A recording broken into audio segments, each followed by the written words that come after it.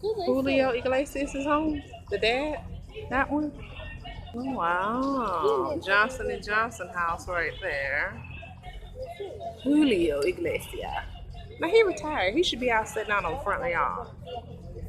Now, when you live in Miami, you retire in like those private islands and stuff. Or you go to Alaska.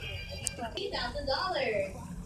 Oh wow, the low price, 16,000 a night. También no te quedes en el hotel, no se preocupen. Supercar en esta próxima mansión por solo $16,000. It ain't got no La boat. noche. But it might be worth it because the yellow mansion next door belongs to the Fresh Prince of Bel-Air, Will Smith. La mansión amarilla de al lado le pertenece al actor Will Smith. Welcome to Miami. This is his vacation home. Esta es su casa de vacaciones.